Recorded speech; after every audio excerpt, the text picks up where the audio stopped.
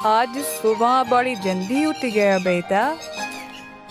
हाँ माँ, काम पर जाना है ना, और वहाँ से आता हूँ तो समय नहीं मिलता और ठेला ऐसे ही गंदा रह जाता है। बेटा, अब कितनी मजदूरी करेगा तू? पूरे दिन भर काम कर कर शाम को मोमोज बेचने जाता है। अगर तू बीमार पड़ गया तो मैं क्या करूँगी? माँ, तुम क्यों इतनी चिंता करती हो? मैं और मेहनत करके खूब सारे पैसे कमाऊंगा और तुम्हारे अच्छे अस्पताल में इलाज कराकर तुम्हें केदारनाथ के दर्शन कराऊंगा, वो भी हवाई जहाज में। अरे हवाई जहाज बुरे नहीं थे, तो ये ऐसा ना हो कि हवाई जहाज में उड़ते हुए मेरे प्राण पखेरों की ओर जाएगा। अरे चुप चुप बोलो माँ, क्या आपको मेरे पे भरोसा नहीं है? निया में मेरे पास तेरे अलावा है ही को। अगर पिछ पे भरोसा नहीं करूंगी मैं कि किस पर करूंगी। तेरे पिताजी तो पहले ही ऊपर चले गए और भगवान से मैं रोज यही प्रार्थना करती हूँ कि वो मुझे भी उठा ले, ताकि तेरे सर से कुछ जिम्मेदारी का बोझ तो कम हो। यह कहानी है चंदन की, जो अपनी बूढ़ी माँ के साथ एक गांव में रहता था। चंदन अपनी माँ से बहुत प्यार करता था और उसका बहुत ख्याल रखता था। माँ, ठेला तो धो दिया मैंने, आप जाओ और जाकर नहा लो, मैं इतने खाना बना लेता हूँ। नहीं, आज खाना मैं बनाऊंगी।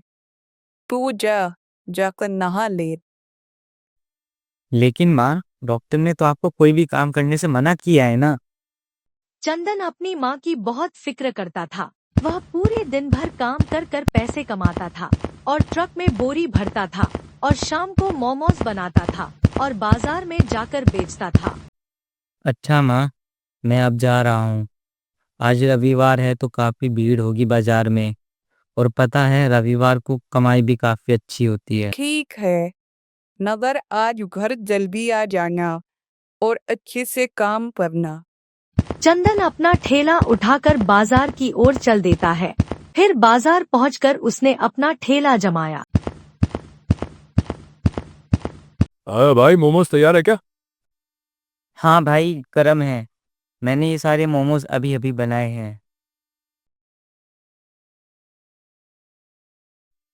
जी, एक बार आप ठीक है, एक खा प्लेट के लगा तो दो और सुनो, देखिए। चटनी एकदम तीखी रखना। जैसे ही उस आदमी ने मोमोज में चटनी लगाकर खाया जैसे ही उस आदमी ने मोमोज में चटनी लगाकर खाया अरे यार, तुम्हें कहा था कि चटनी फुल तीखी रखना।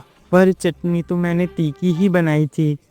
अरे ऐसे तुम तीखी कहते हो? अरे ऐसे तो मेरा 5 साल का बच्चा ऐसे ही पी जाए। अगर तीखी चटनी नहीं है तो बंद कर दो अपना ये ठेला। वह आदमी बचे हुए मोमोज वही कूड़ेदान में गैर कर चला गया और उसे देखकर चंदन दुखी हुआ।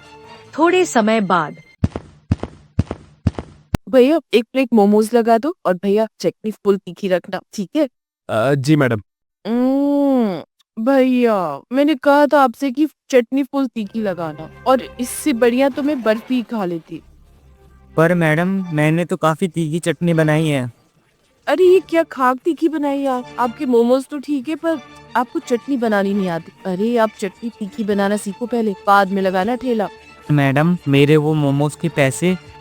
किस बात के पैसे भाई? एक तो फीकी चटनी बना दी, ऊपर से पैसे मांग रहे हो। वो औरत भी चंदन को भला भूरा बोलकर वहाँ से चली जाती है। बहुत देर तक वो ग्राहकों का इंतजार करता है, पर कोई भी उसके ठेले पर नहीं आया। और इधर घर में लगता है आज भी उसके मोमोज नहीं बिके, तभी तो वो अभी तक घर नहीं आया। हे भगवान, कितनी सारी जिम्मेदारी है मेरे बेटे के सर पे। मेरे इलाज के लिए पैसे कमाते कमाते वो खुद इतना सूख गया है।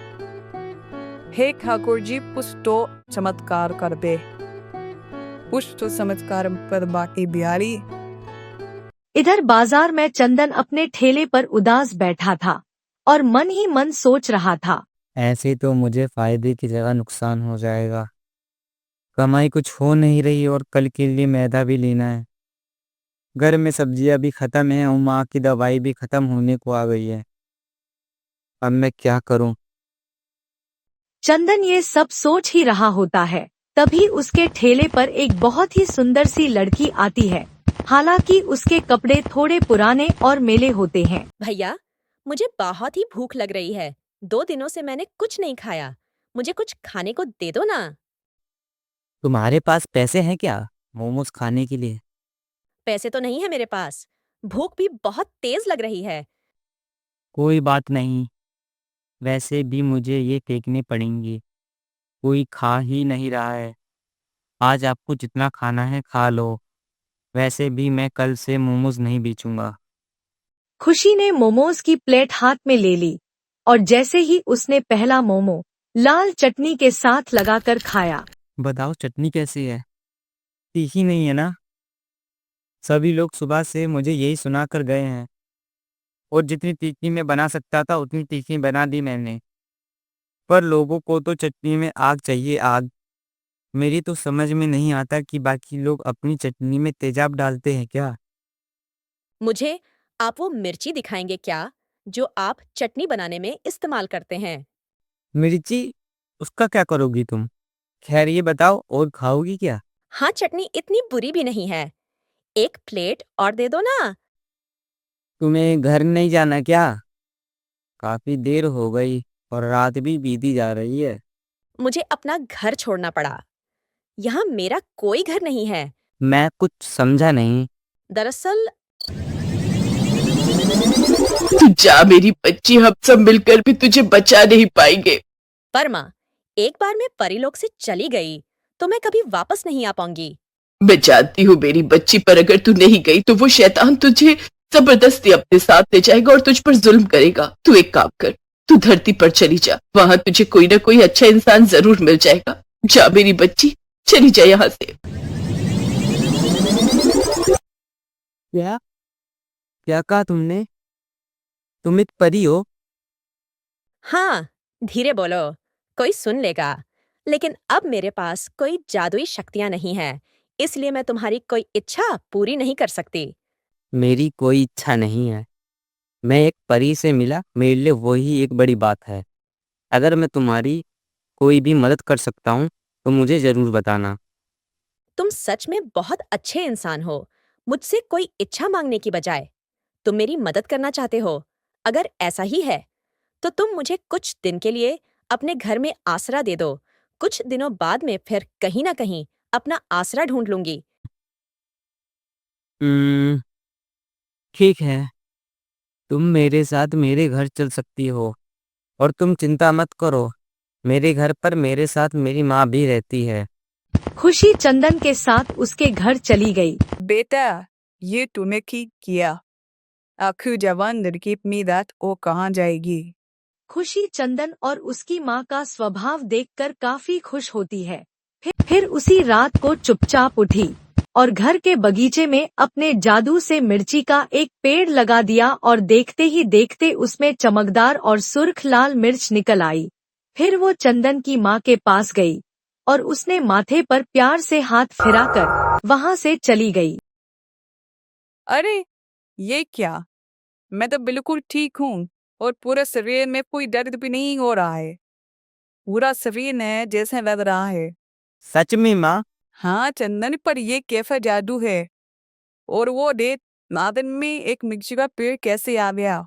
चंदन मिर्ची का पेड़ देखकर सब कुछ समझ जाता है और अपनी माँ से कहता है, माँ, ये सब खुशी ने किया है। हाँ बेटा, तू सही कह रहा है। उसी की कृपा है। तू जा, उसे वापस घर ले आ। इतना सुनते ही चंदन घर से चला जाता है और थोड़ी देर चलते चलते उसे खुशी बाजार की ओर एक पेड़ के नीचे बैठी दिखाई दी। ये सारा जादू तुमने किया है ना? लेकिन तुमने तो कहा था कि तुम कोई जादू नहीं कर सकती। मैंने तुम्हारी परीक्षा ली थी और तुम उसमें पास हो गए। अच्छा, अब एक और एहसान करोगी मुझ पर? नहीं, अब मेरा जादू खत्म हो गया है। अब मैं तुम्हारी कोई मदद नहीं कर सकती। मुझे तुम्हारा जादू नहीं, तुम्हारा साथ चाहिए जिंदगी भर के लिए। बोलो, शादी करोगी इस मुंह वाले से? चंदन की बात सुनकर खुशी शर्मा गई और कुछ दिनों बाद दोनों ने शादी कर ली। अब खुशी अपनी जादुई मिर्ची से लाल चटनी बनाती है और चंदन मोमोज बनाता है। और फिर एक दिन अरे भाई, मजा आ गया भाई। क्या तीखी लाल चटनी है। वाह वाह वाह। हाँ भैया सही कह रहे हो, इससे तीखी चटनी तो मैंने आज तक नहीं खाई। भैया एक काम करो, 3 प्लेट पैक भी कर दो। खुशी की जादुई मिर्ची की वजह से चंदन की दुकान चल जाती है और चंदन के रूप में खुशी को भी एक अच्छा जीवन साथी मिल जाता है।